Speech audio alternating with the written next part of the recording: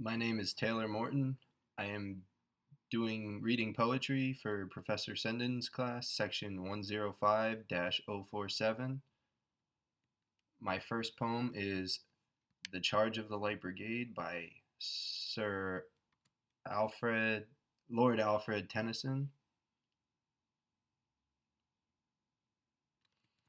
Half a league, half a league, half a league onward, all in the valley of death rode the 600.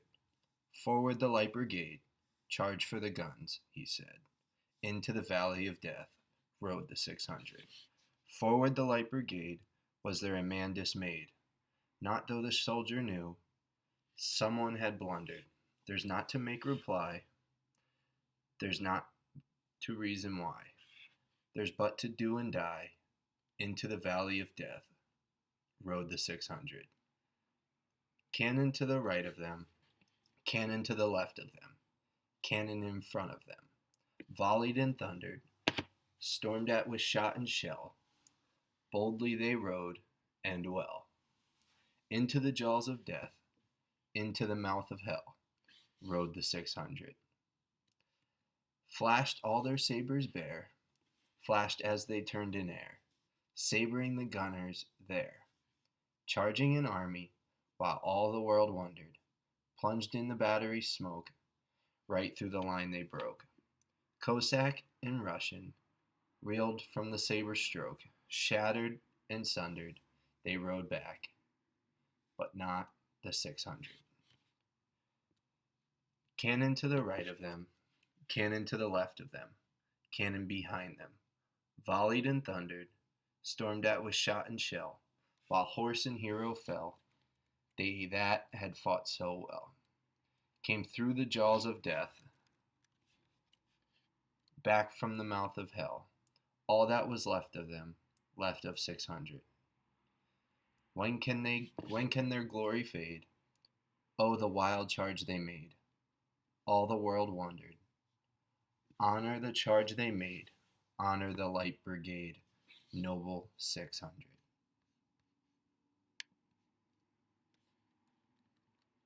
Next, I am reading a poem called School Snowman by Amy L.V. A snowman stood outside a school, wishing he could learn to read. He watched the buses come and go, wishing he could run full speed. Into a classroom warm and bright, full of wonder, books, and light. But he was stuck in deep snow, without one single way to show those children how he longed to hold books of stories edged in gold. One day a little girl walked by. She looked at him curious why. He seemed so lonesome standing there, wind whipped in the winter air. And then she thought, how would I feel if I were snow instead of real? She stared into his button eyes. He stared right back in shy surprise. She asked, what does a snowman need? He did not speak. You want to read? For this girl knew, she understood, that books turn loneliness to good. She came with books, they warmed the cold, by sharing stories new and old. Knowing winter soon would end, he learned to read. She made a friend.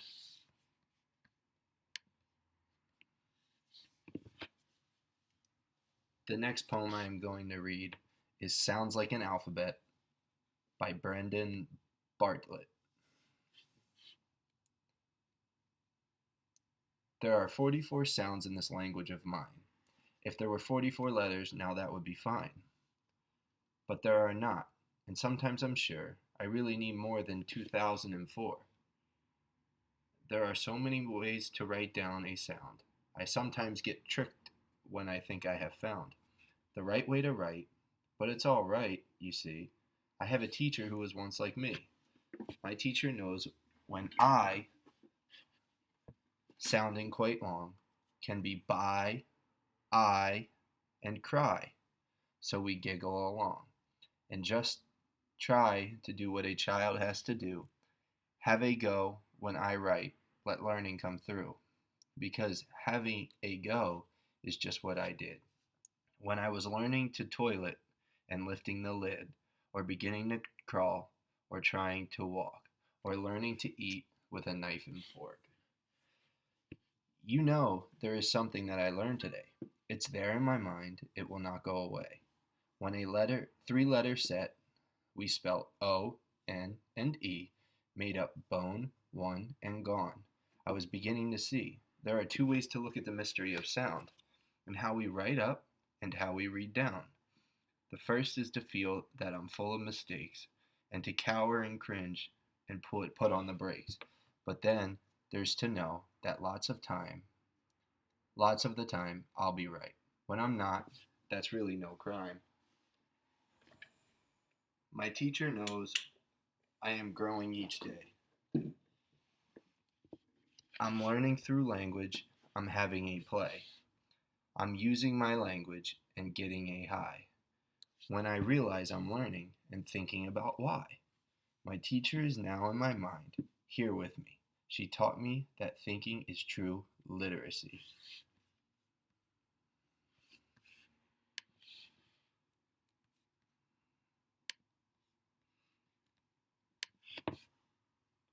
This is a sad poem that I came across by a girl named Izzy Dix who wanted her voice heard. It is called I Give Up. I arrive happy and fresh, ready and excited to celebrate the goodness. I am eager and keen to have a good time. As I smile from the bubbles of anticipation whizzing around my stomach, I begin to see the crowd. I see more people. Many are happy and joyful. They are like me, to celebrate. I smile at them and say hello to the many faces I see. They look shocked and surprised to see me. I question their judgmental glares as I wonder, what have I done wrong? I see their drinks swilling in their fingers as their backs begin to face me. I try to edge my way back into the circles of giggles and talking. They push me away. I stand still, my eyes glazed and absent. Suddenly, they call me over. I think, yes, they've noticed me. But then it begins. They start to ask questions. Why am I there? They begin to tell me that nobody wants me there. They tell me to leave and that I am not wanted. Not there, not anywhere. My heart, my head, my body, numb.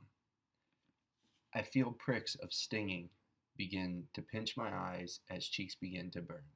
Don't let them see you. Don't show them that you are weakened. Weakened by their remarks? Stay strong, I think. But it's too late. My palms clammy, my cheeks streaming, my neck sweating. I walk quickly away from the chanting and laughing. My vision spinning, my heart beginning to break. I look down and walk, my eyes drowning in a sea of emotion, another piece of me chiseled away by their cruel remarks and perceptions. I give up.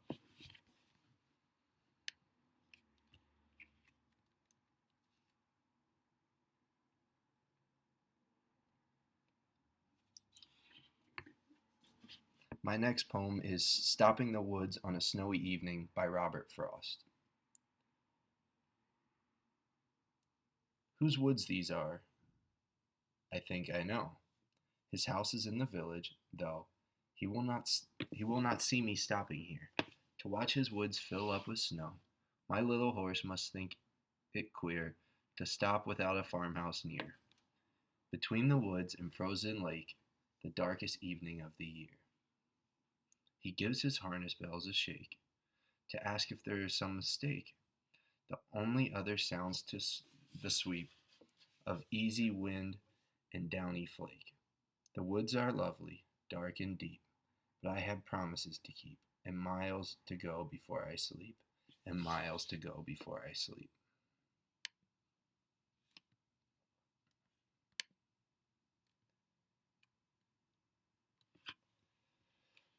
The next poem I am going to read is The Goblin Market by Christina Rossetti.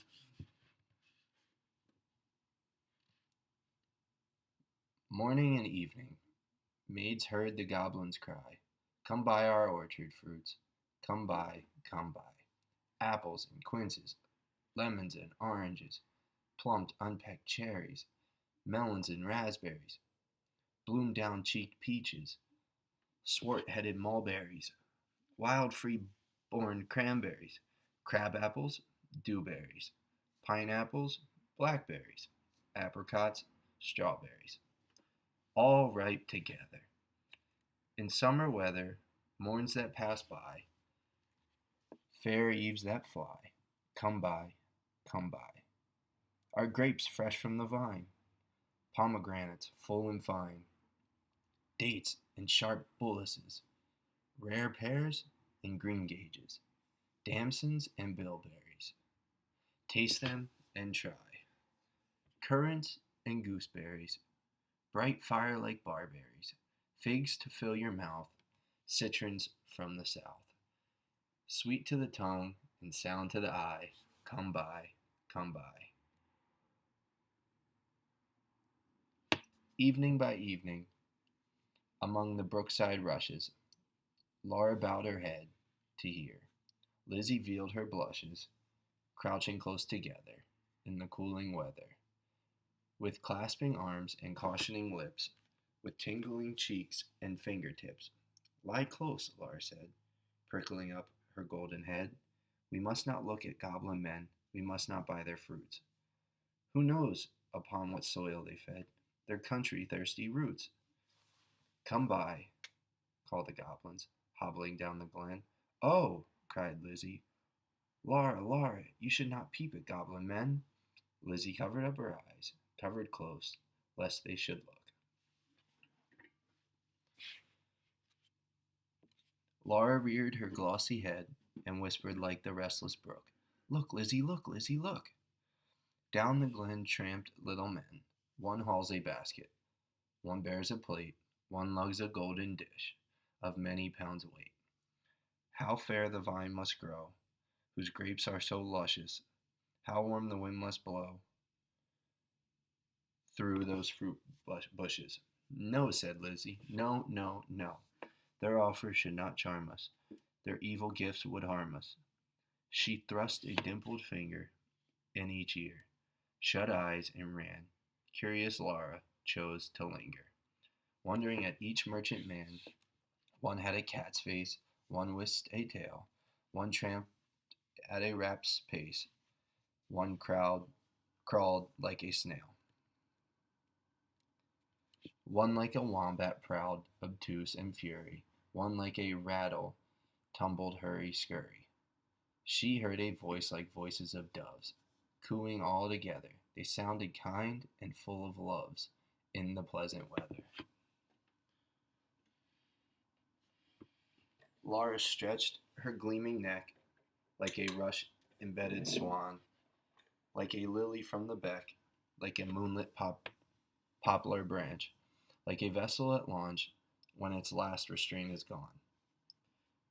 Backwards up the mossy glen, turned and trooped the goblin men, with their shrill repeated cry, Come by, come by. When they reached where Laura was, they stood stock still upon the moss, leering at each other, brother with queer brother, signaling each other, brother with sly brother. One set his basket down, one reared his plate, one began to weave a crown of tendrils, leaves, and rough nuts brown. Men sell not such in any town. One heaved the golden weight of dish and fruit to offer her. Come by, was still their cry. Laura stared, but did not stir, longed, but had no money. The whisk-tail merchant bade her taste, in tones as smooth as honey. The cat-faced purred, the rat-paced spoke a word of welcome, and the snail-paced even was heard. One parrot-voiced and jolly cried, Pretty goblin, still for pretty Polly, one whistled like a bird. But sweet-toothed Laura spoke in haste, Good folk, I have no coin to take where to purloin. I have no copper in my purse, I have no silver either. and all my gold is on the furze that shakes in the windy weather. Above the rusty heather, you have much gold upon your head, they answered all together. Buy from us with a golden curl. She clipped a precious golden lock, she dropped a tear more rare than pearl, then sucked their fruit globes far red, sweeter than honey from the rock. Stronger than man rejoicing wine, clearer than water flowed that juice. She never tasted such before. How could it cloy with the length of use? She sucked and sucked and sucked, the more fruits which had the unknown orchard bore. She sucked until her lips were sore, then flung the empty rins away, but gathered up one kernel stone, and knew not was it night or day as she turned home alone. Lizzie met her at the gate, full of wise upbraidings. Dear, you should not stay too late. Twilight is not good for maidens, should not loiter in the glen, in the haunts of goblin men. Do you not remember Jeanie, how she met them in the moonlight, took their gifts, both choice and many, ate their fruits and wore their flowers, plucked from bowers, where summer rippens at all hours, but ever in the moonlight she pinned and pinned away, sought them by night and day, found them no more, but dwindled and grew gray, then fell with the first snow, while to this day no grass will grow. Where she lies low, I planted daisies there a year ago that never blow. You should not loiter so. Nay, hush, said Laura. Nay, hush, my sister. I ate and ate my fill, yet my mouth waters still. Tomorrow night I will buy more. And I kissed her, have done with sorrow, I'll bring you plums tomorrow. Fresh on their mother twigs, cherries worth getting. You cannot think what figs my teeth met in, what icy cold piled on a dish of gold, too huge for me to hold. What peaches with a velvet nap, pellucid grapes without one seed. A Doris, indeed, must be the mead, whereon they grow, and pure the wave they drink, with lilies at brink, and sugar sweet their sap. Golden head by golden head, like two pigeons in one nest, folded in each other's wings, they lay down in their curtained bed, like two blossoms on one stem, like two flakes of a new fallen snow, like two wands of ivory, tipped with their gold for awful kings. Moon and stars gazed in at them, wind sang to them lullaby, lumbering owls forbore to fly, not a bat flapped to and fro, round their rest, cheek to cheek and breast to breast, locked together in one nest.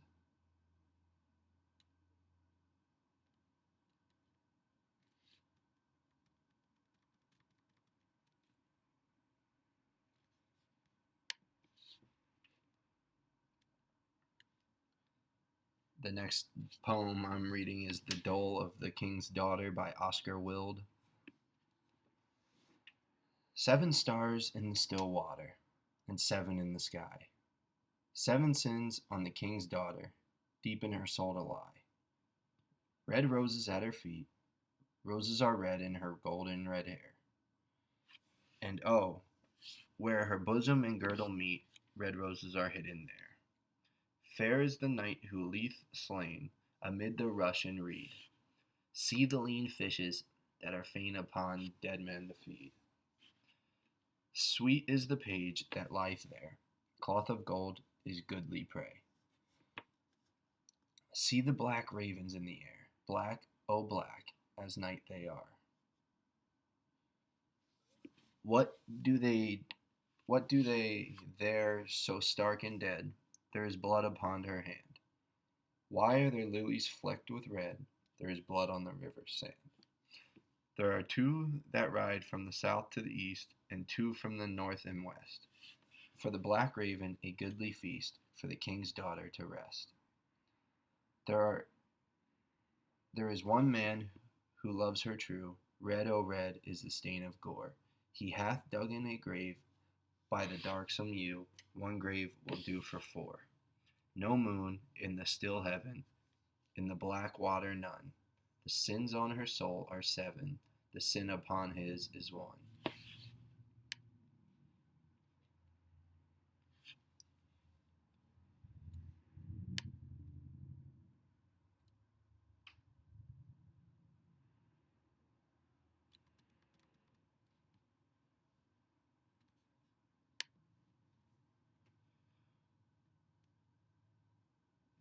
The next poem I'm going to read is In Arthur's House by William Morris.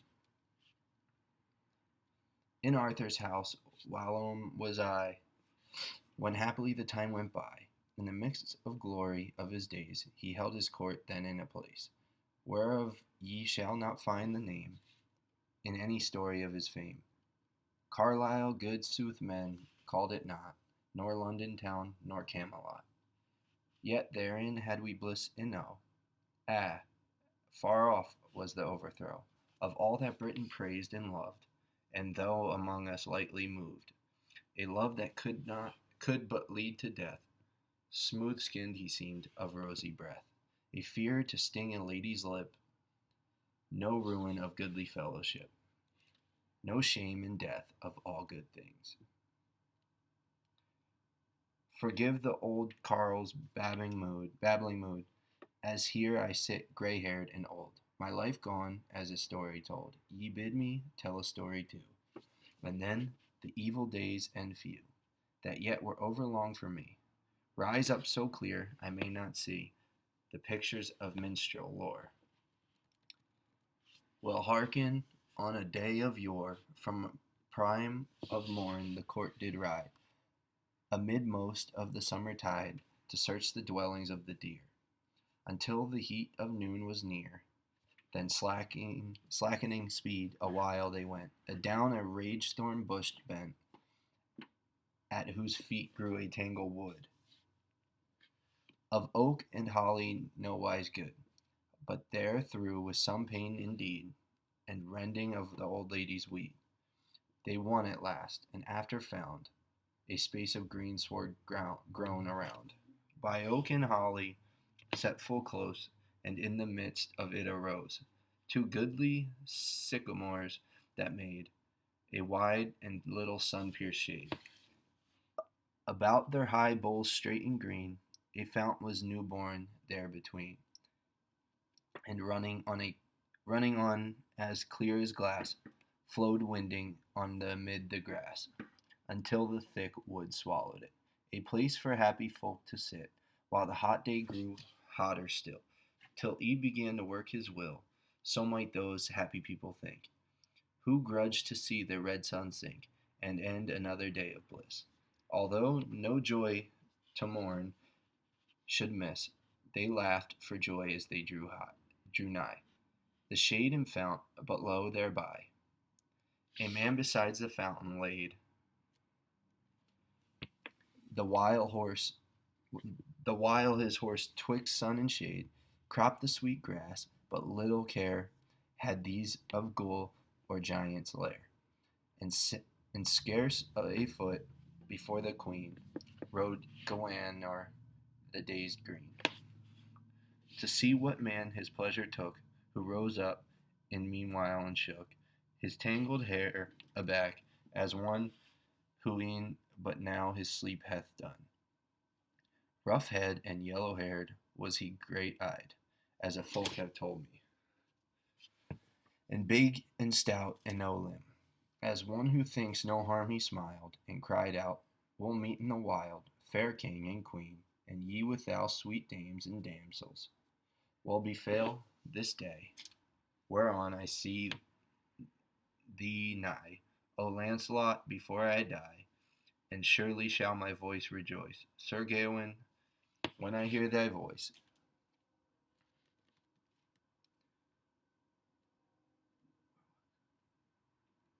Then Lancelot laughed, thou knowest us then full well among a many men, as quoth the lion to the mouse, the man said in King Arthur's house.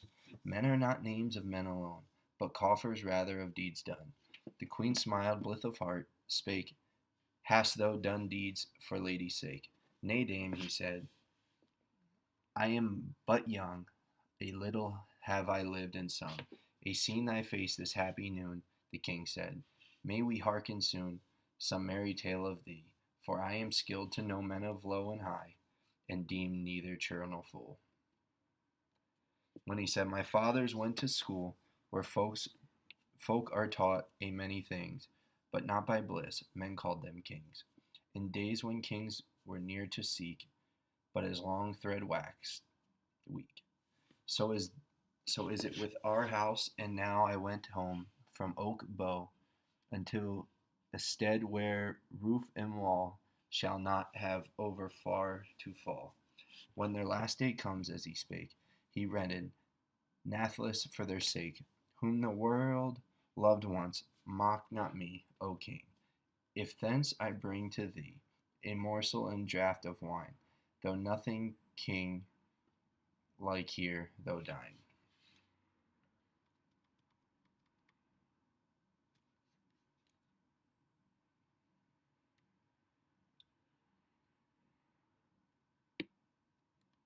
Now he was clad in his sheep's fell, and at his back his quivering hung, his wood knife on his thigh, unstrung, his bow he held in a staff's stead, an unbroken wreath was round his head, from whence his crispy locks of brown, well nigh unto his belt hung down, and also frank his eyes might be, a half frown soothing might you see, as these men handled sword or spear, and cried out, Hold, what dost thou here?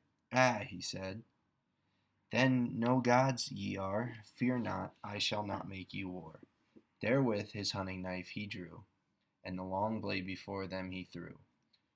Then loud they laughed, one sweth in his word. Thanks, army leader, for that word. We are not gods in as those say, nor thou a devil of the waste, but in a devil's friends be like, something of hate hereat did strike unto the woodsman's unused heart, yet he spoke softly for his part. What men are ye, and where dwell ye? What is the wondrous house I see? In the fair Southland is our home, yet from the north as now we come, said one. Then, with a mocking smile, and in our house there dwells a while, a very goddess of the north. But lo you, take a thing of worth, for that thy quarry begun. But as he spake, another one spake softly in his ear, and so the word from this to do that did go, with laughing that seemed no wise good, until unto the dweller of the wood, who saying naught moved toward the tent, but they came round him as he went, and said, Nay, pagan, stay thy feet, thou art not one our dame to greet. That one was cut off a little bit.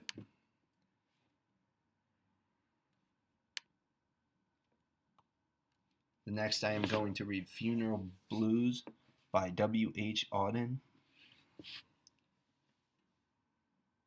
Stop all the clocks, cut off the telephone. Prevent the dog from barking with a juicy bone.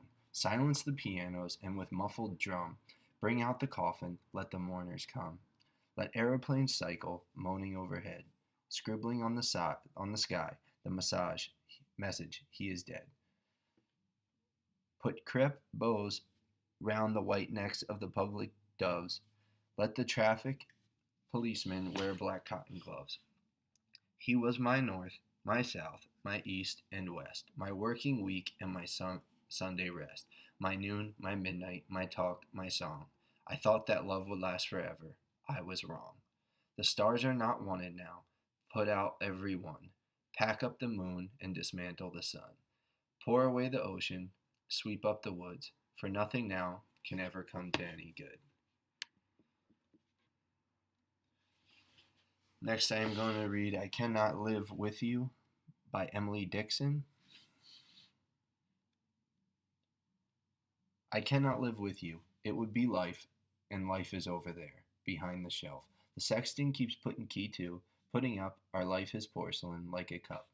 Discarded of the housewife, quaint or broken. A newer serves pleases, old ones cracked. I could not die with you, for one must wait. To shut the other's gaze down, you could not. And could I stand by and see you freeze, without my right of frost, death's privilege? Nor could I rise with you, because your face would put out Jesus, that new grace. Glow plain, foreign, and foreign, on my homesick eye, except that you, then he shone closer by.